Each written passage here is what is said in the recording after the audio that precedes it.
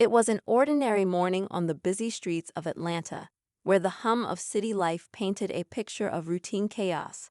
Officer Ryan Bennett, a well-built white cop in his early 30s, adjusted his mirrored sunglasses as he leaned casually against his patrol car. Ryan was a man of habit, strict about his job and fiercely proud of his badge. Today seemed like any other day: speeding cars, jaywalkers, and the occasional outburst from frustrated drivers. Nothing out of the ordinary, at least that's what he thought. As Ryan scanned the traffic, his sharp eyes caught sight of a sleek black sedan pulling into a convenience store parking lot. The car, though impeccably maintained, didn't fit the typical vibe of the area. He straightened up, his instincts kicking in. To him, something felt off. Maybe it was the tinted windows, or maybe it was the simple fact that his gut was telling him to check it out. And Ryan always trusted his gut. He sauntered over to the vehicle, his hand resting on his utility belt. The driver, a tall black man dressed in a crisp navy blue suit, stepped out of the car. The man's demeanor was calm, almost too calm, in Ryan's opinion. He carried himself with an air of authority that Ryan immediately found intimidating. Without waiting for an explanation, Ryan's voice cut through the air like a whip. "Sir, can you tell me what you're doing here?" Ryan asked, his tone laced with suspicion. The man looked at him, unflinching, and responded, "I'm here to grab a coffee. Is there a problem, officer?" Ryan didn't like the confidence in the man's voice. It wasn't the typical tone of someone caught off guard. To Ryan, it felt like defiance. His jaw tightened as he gestured toward the man's vehicle. "Step away from the car," Ryan ordered, louder this time. The man hesitated for a brief moment, confusion flickering across his face. "I'm sorry, is there a reason for this?" he asked, his voice calm but firm. Ryan took a step closer, closing the distance between them. "You fit the description of someone we're looking for," he lied, his authority swelling with each word. "License and registration. Now." The man sighed, a deep breath of frustration mixed with restraint. Slowly, he reached into his pocket and pulled out his wallet. "Here's my ID," he said, handing it over. "And for the record, I am Captain Marcus Taylor of the Atlanta Police Department." The words hung in the air like a bombshell. Ryan froze, staring at the ID in disbelief. His eyes darted back to the man's face, then to the badge displayed on the ID card. His mind raced, trying to process the information. Captain Marcus Taylor, a black police captain. Ryan felt a wave of heat rush to his face. His mouth went dry as he struggled to maintain his composure. But before he could say anything, Captain Taylor continued, his voice as steady as ever. "Now, officer," he said, taking a step closer, "would you like to explain why you approached me with such hostility? Or should we take this to your supervisor?" Ryan's confidence wavered. His usual bravado was replaced with a creeping sense of dread. He wanted to say something, anything, to regain control of the situation, but the words wouldn't come. And as the silence stretched between them, Captain Taylor's expression shifted. His calm demeanor was replaced by a look of disappointment that cut deeper than any reprimand. What happened next would not only challenge everything Ryan believed about himself and his role as a police officer, but would also set off a chain of events that neither man could have anticipated. Ryan stood there, his mind racing, the weight of Captain Taylor's words pressing down on him like a lead blanket. This wasn't just any man standing in front of him. It was a decorated police captain, a superior, and yet Ryan had approached him as though he were some suspect in a petty crime. The realization churned in his stomach, a sickening mix of embarrassment and regret. But Ryan's pride, stubborn as ever, kept him from admitting he might have made a mistake. Captain Taylor, on the other hand, remained composed. His years of experience in the force had taught him how to handle situations like this. He knew better than to escalate, but the frustration simmered beneath the surface. It wasn't the first time he'd been judged by the color of his skin, rather than the content of his character, even by those who were supposed to be his brothers in blue. Still, he had to tread carefully. There was more at stake here than his pride. "I asked you a question, Officer Bennett," Captain Taylor repeated, his voice calm but firm. Is this how you treat everyone you encounter, or is it just me? Ryan blinked, caught off guard by the directness of the question. Sir, I was just doing my job, he said, his tone defensive. I didn't mean any disrespect. Didn't mean any disrespect. Taylor echoed, raising an eyebrow. You ordered me out of my car without any reasonable cause and accused me of fitting a description. Do you even know what you were looking for? Or was that just an excuse to justify your actions? Ryan shifted uncomfortably, the weight of Taylor's gaze piercing through him. He wanted to argue, to defend himself, but deep down, he knew Taylor was right. He had acted on impulse, letting his assumptions cloud his judgment. But admitting that out loud, that was a different story. As the two men stood there, locked in an unspoken battle of wills, a small crowd began to gather at a distance. A few bystanders had noticed the confrontation and were watching with interest, their murmurs filling the air. Ryan felt the pressure mounting. The last thing he needed was for this to turn into a public spectacle. Taylor glanced around, noting the onlookers. He sighed and took a step back, his expression softening slightly. Look, Officer Bennett, he said, lowering his voice. I don't know you, and I'm not here to make your life difficult. But this kind of behavior isn't just about you and me. It reflects on the entire department. And if we can't hold ourselves to a higher standard, how can we expect the community to trust us? Ryan didn't respond immediately. He was still grappling with his own emotions, torn between the need to save face and the nagging realization that he had crossed a line. His silence spoke volumes, and Taylor decided to give him a moment to collect himself. But before either of them could say another word, a voice called out from the crowd. Hey, is everything okay over there? It was a young man, probably in his early 20s, holding up his phone as though he were ready to record the interaction.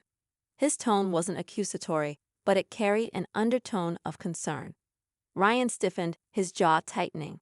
The last thing he wanted was to end up in a viral video. Taylor turned to the young man and offered a polite nod.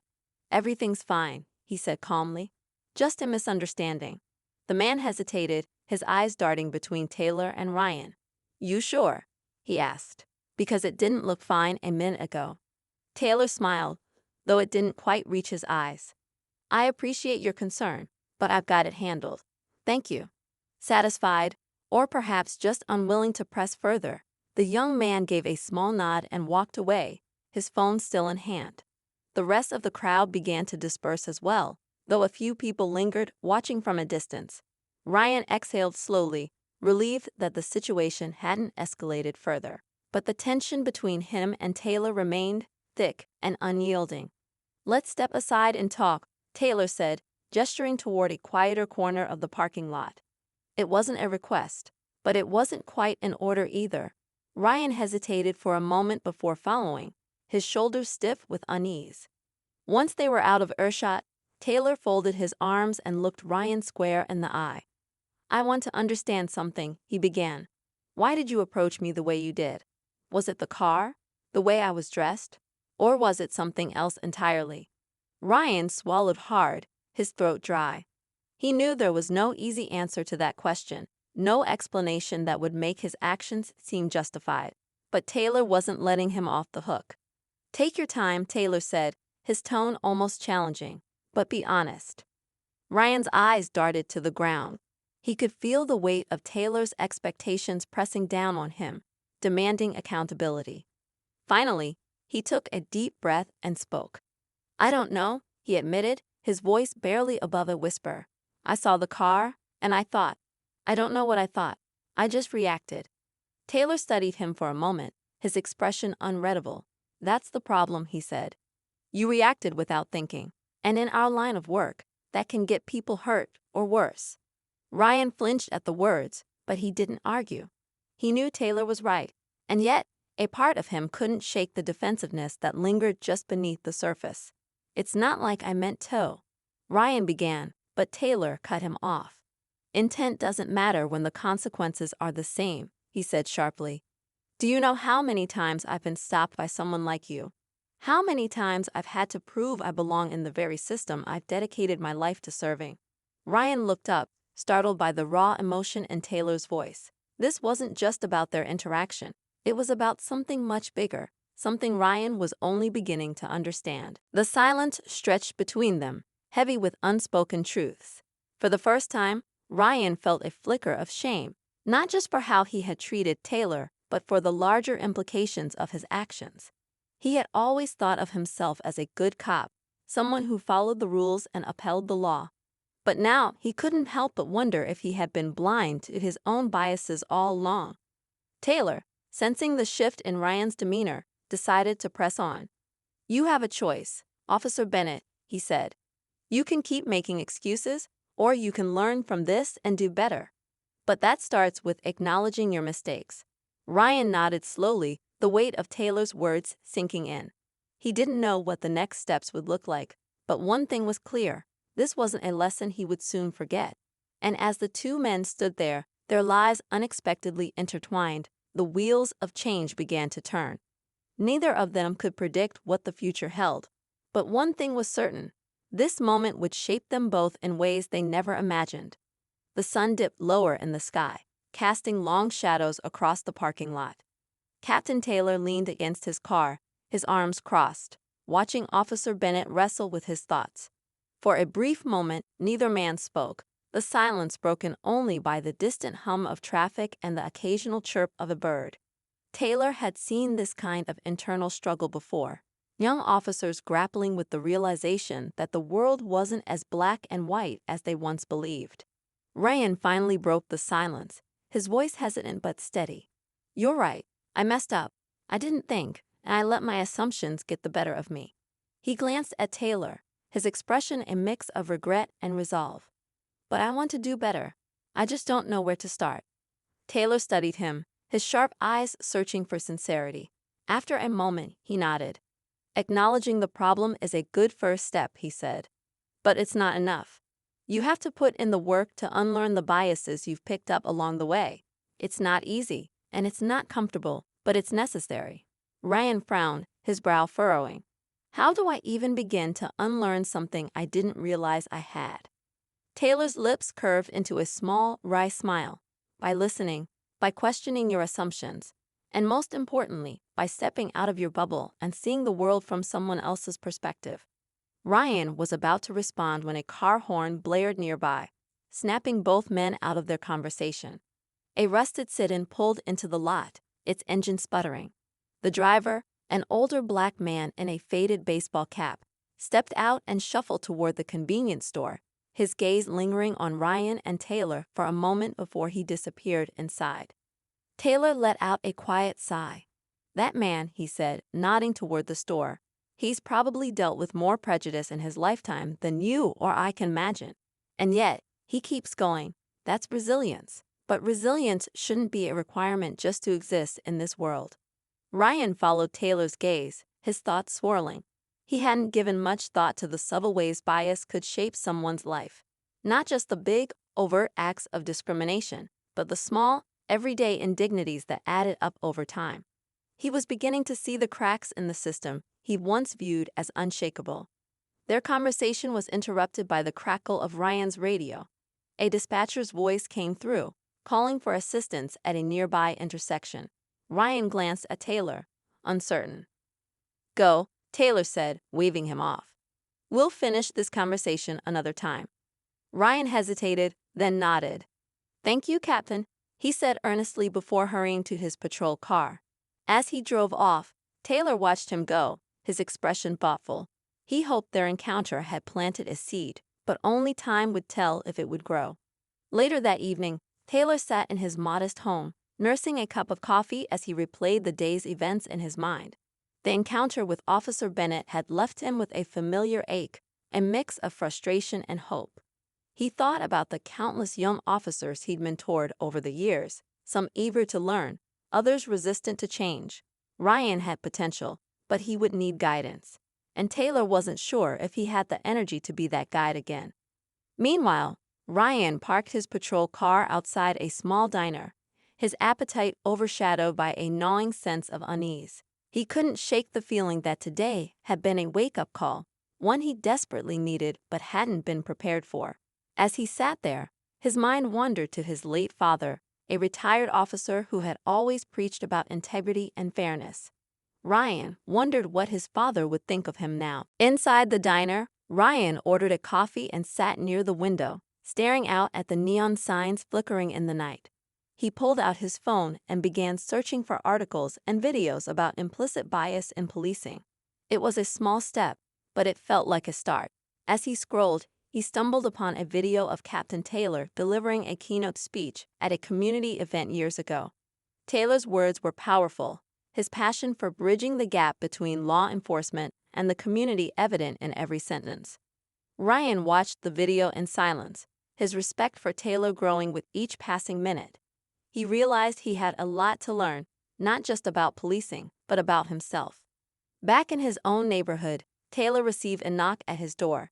It was his neighbor, Mrs. Jenkins, a kind, elderly woman who often dropped by to share gossip or a slice of her famous peach cobbler. Tonight, she carried a concerned expression. "Marcus," she began, using his first name as she always did. "I heard about your run-in with that young officer today. Are you all right?" Taylor smiled gently, touched by her concern. "I'm fine, Mrs. Jenkins," he assured her. "It was just a misunderstanding." She frowned, not entirely convinced. "Well, you've got a lot of people around here who look up to you. Don't let anyone make you feel less than what you are." Her words lingered long after she left. Taylor knew he was a role model, not just for his neighbors, but for his colleagues as well. He had a responsibility to lead by example, even when it felt like an uphill battle. Over the next few days, the encounter between Taylor and Ryan became a topic of quiet discussion within the precinct. Word had spread, as it always did, and opinions were divided. Some officers praised Taylor for his restraint, while others questioned whether Ryan had been unfairly scrutinized. The tension within the department was palpable, a reflection of the broader societal divide they were sworn to protect against. For Ryan, the days that followed were a blur of introspection and small, deliberate changes. He began attending community meetings, listening to the concerns of residents who often felt overlooked or mistrustful of law enforcement. He reached out to Taylor, asking for mentorship, a gesture that surprised and humbled the captain. As the two men began working together, their interactions revealed layers of complexity in their lives and perspectives. Ryan learned about Taylor's journey, his struggles, his triumphs, and the sacrifices he'd made to rise through the ranks. Taylor, in turn, saw the potential in Ryan, recognizing a genuine desire to grow and make a difference. But even as progress was being made, not everyone was on board. Within the department, whispers of dissent grew louder. Some officers viewed Taylor's mentorship as a challenge to the status quo, while others resented Ryan for seeking guidance outside the traditional chain of command. The tension threatened to boil over, setting the stage for a conflict that neither Taylor nor Ryan could ignore. And as the days turned into weeks, the shadows of doubt and resistance loomed large, leaving both men to wonder if the bridges they were building could withstand the weight of change. The precinct buzzed with its usual energy, phones ringing, officers discussing cases, and the hum of printers spitting out reports. But beneath the surface, an unspoken tension simmered. Ryan could feel it every time he walked into the briefing room or caught someone's sideways glance in the hallway. His decision to seek guidance from Captain Taylor hadn't gone unnoticed, and not everyone was happy about it. Some of his colleagues, particularly the older, more traditional officers, saw his actions as a betrayal of the brotherhood. To them, Ryan's willingness to learn from Taylor, a man whose progressive views often clashed with their own, was a sign of weakness. Others, however, quietly admired Ryan's courage, though few were brave enough to say so aloud. The department had always been a place of unwritten rules, and stepping outside those lines came with consequences. Ryan tried to brush off the murmurs and cold stares, focusing instead on the work he was doing with Taylor. The captain had become both a mentor and a source of inspiration, challenging Ryan to think critically about his role as an officer and the impact he had on the community. Their conversations were honest and, at times, uncomfortable, but Ryan felt himself growing in ways he hadn't expected. One evening, Taylor invited Ryan to attend a community outreach event in a low-income neighborhood notorious for its strained relationship with the police. That event, a town hall meeting held in a small church, was meant to foster dialogue between residents and law enforcement. Ryan was hesitant at first, unsure of how he would be received, but Taylor assured him it was an important step in building trust. The church was packed with people from all walks of life: single mothers, elderly residents, young men in hoodies, and even a few local business owners. As Ryan scanned the room, he could feel the weight of their eyes on him. Some were skeptical, others openly hostile, but there were also glimmers of hope, subtle but unmistakable. Taylor began the meeting with a speech, his voice steady and commanding as he spoke about the importance of accountability and mutual respect. The room was silent, hanging on his every word. When it was Ryan's turn to speak, his nerves threatened to get the better of him. But he took a deep breath, remembering Taylor's advice to be authentic. "I know I've made mistakes," Ryan began, his voice shaking slightly. "And I know that for many of you, it's hard to trust someone like me. But I'm here because I want to change that. I want to listen, to learn, and to do better for you, for your families, and for this community." For a moment, the room remained quiet. Then, a woman in the back stood up, her arms crossed. "Words are cheap, officer," she said, her tone sharp. "We've heard it all before. What makes you any different?" Ryan felt a lump form in his throat, but he didn't back down. "You're right," he admitted. "Words aren't enough, but actions start with intent, and I'm here to prove to you, not with my words, but with my work, that I mean what I say." The woman studied him for a moment before sitting back down, her expression unreadable. Taylor gave Ryan a small nod, a silent acknowledgement of his effort. The rest of the meeting continued with residents sharing their stories, frustrations, and hopes for the future. By the end of the night, Ryan felt a mix of exhaustion and a strange sense of purpose. He knew he had a long road ahead, but for the first time, he felt like he was on the right path. Back at the precinct, however, tensions were reaching a boiling point. Officer Mark Riley, a veteran cop known for his traditional views, had been openly critical of both Taylor and Ryan. To Riley, their efforts to address bias and build community trust were a waste of time. "We're cops, not social workers," he would grumble to anyone who would listen. One afternoon, Riley confronted Ryan in the locker room, his voice low but laced with anger. "You think you're some kind of hero now," he sneered, "running around with Taylor, trying to change the world. You're just making the rest of us look bad." Ryan met Riley's gaze, refusing to back down. "I'm not trying to make anyone look bad," he said evenly. "I'm just trying to be a better cop." Riley scoffed, shaking his head. "Better cop? You're a joke, Bennett. And so is Taylor. You keep this up, and you'll find out real quick who's got your back and who doesn't." The words lingered long after Riley stormed out, leaving Ryan alone in the locker room. He knew Riley's warning wasn't an idle threat. The divide within the department was growing, and Ryan and Taylor were caught in the middle. A few days later, Ryan and Taylor were called to assist on a high-stakes operation, a raid on a suspected drug house in a neighboring district. The tension was palpable as officers gathered for the briefing, their faces a mix of determination and anxiety. For Ryan, it was his first major operation since his encounter with Taylor, and he was eager to prove himself. The raid began smoothly enough, with officers surrounding the property and moving in with precision.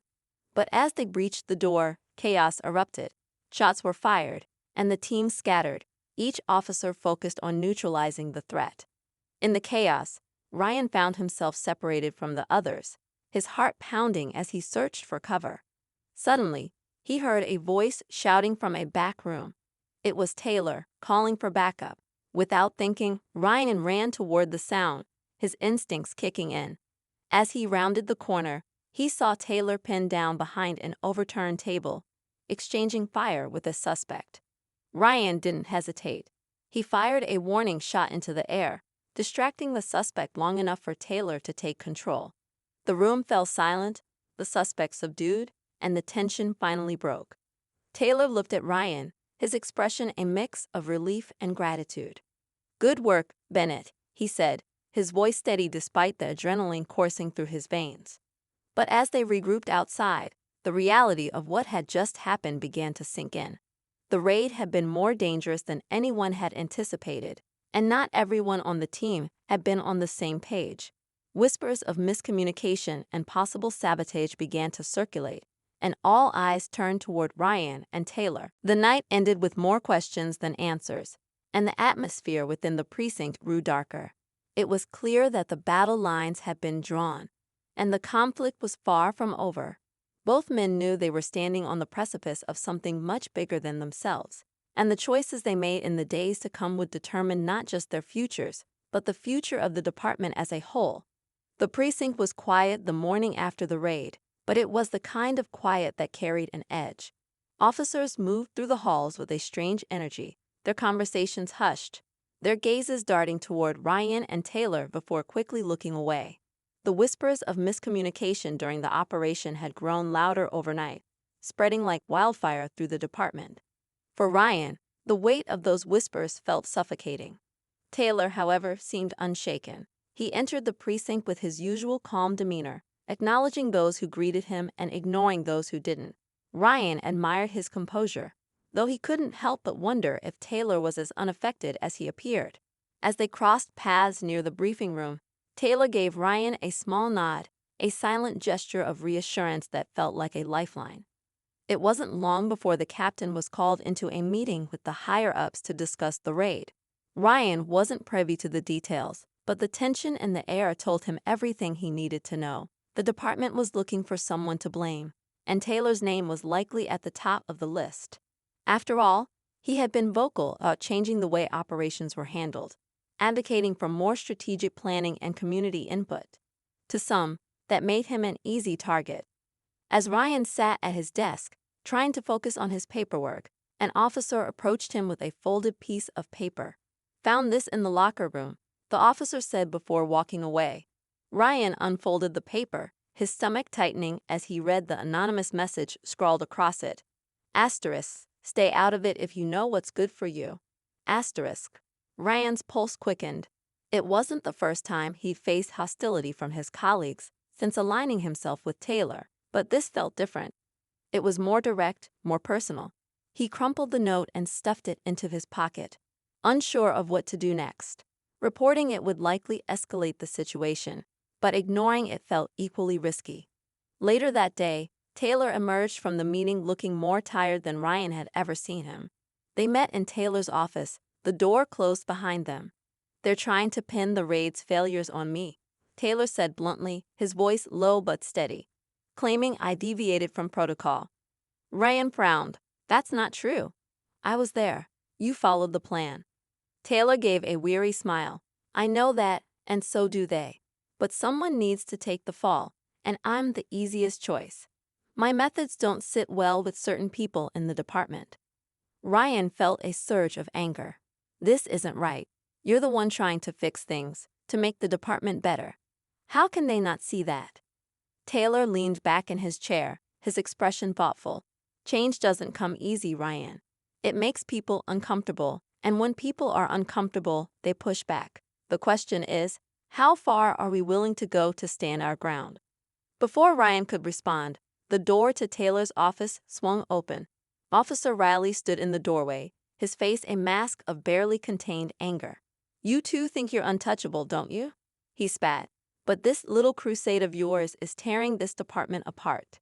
Taylor's gaze was calm, but his tone was firm. "We're not tearing anything apart, Riley. We're trying to fix what's already broken." Riley stepped closer, his voice dropping to a menacing whisper.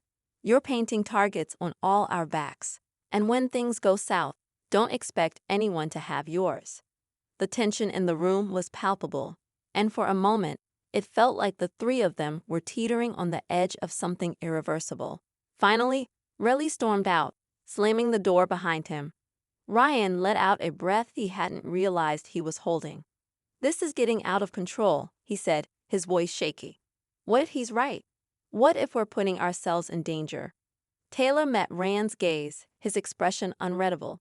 "Every step toward progress comes with risk," he said quietly. "The question is whether the reward is worth it."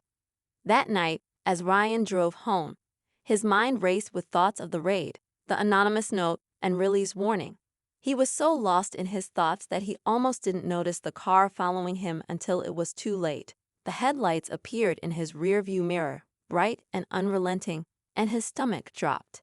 He made a few turns, testing whether the car was really tailing him, and his suspicions were confirmed when it stayed on his tail. His pulse quickened as he tried to think of what to do.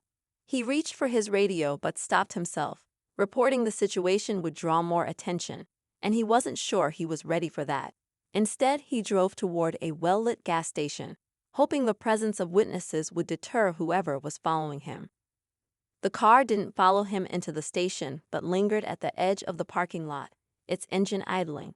Ryan pretended to fill his tank, his eyes darting toward the car as he tried to make out the driver.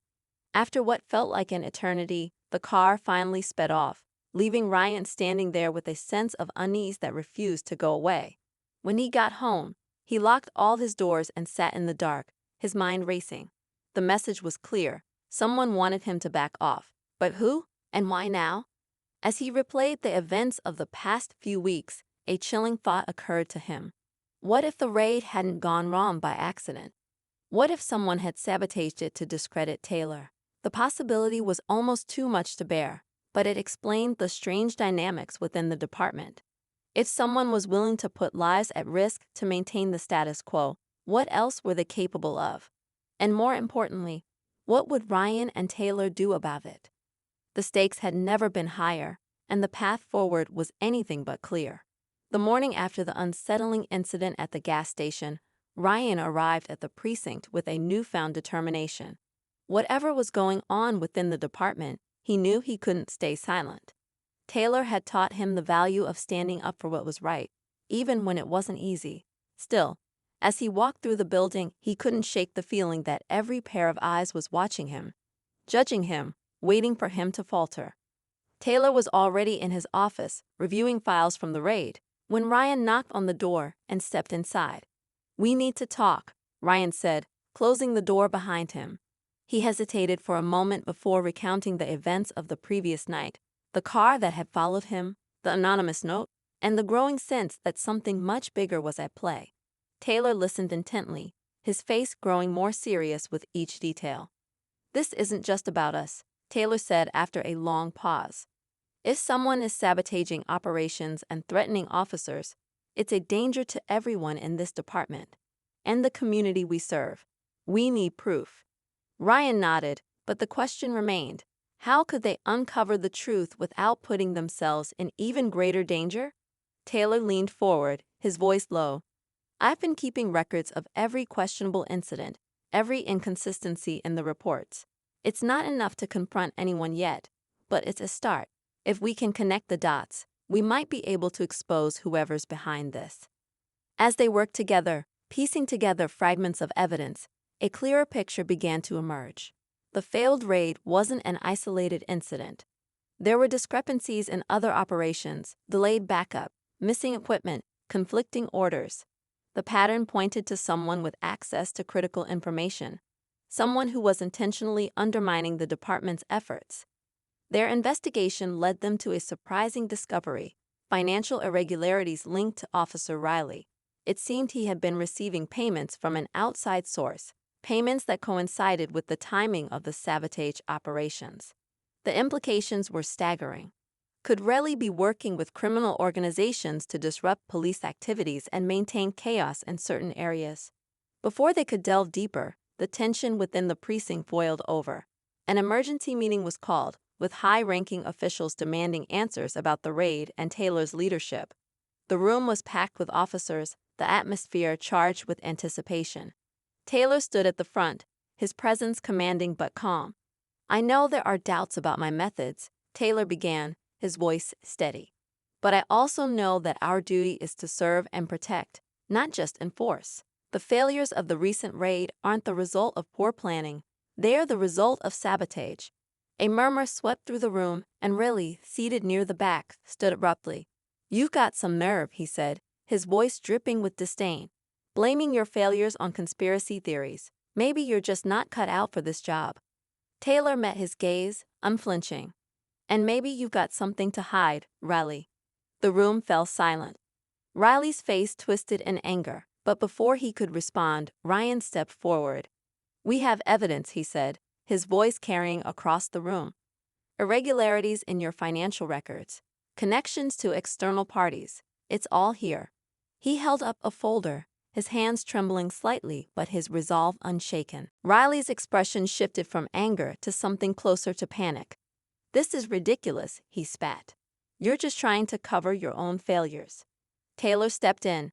"If that's true, then you won't mind an independent investigation. But if you have nothing to hide, you should welcome the chance to clear your name." The tension in the room was electric. Riley's silence spoke louder than words, and it wasn't long before Internal Affairs stepped in. The evidence Taylor and Ryan had gathered was enough to warrant a full investigation. As Riley was escorted out, he glared at Ryan and Taylor, his expression a mix of fury and fear. In the days that followed, the department began to rebuild. Taylor's leadership was vindicated, and Ryan found himself gaining the respect of colleagues who had once doubted him. But just as it seemed the worst was behind them, a final twist emerged. While reviewing old case files, Ryan stumbled upon something alarming: a connection between the payments Riley had received and a powerful local figure, someone with deep ties to both the community and law enforcement. The implications were clear. Riley wasn't acting alone, and the corruption ran far deeper than anyone had realized. Ryan brought the information to Taylor, who looked at him with a mix of pride and concern. "You've done good work, Ryan," he said. "But this is just the beginning. If we're going to take this all the way, we need to be prepared for what's coming." For the first time, Ryan understood the full weight of the journey he had embarked on. The fight for justice was far from over, but he knew he wasn't alone. Together, he and Taylor would continue to push for change, no matter the cost.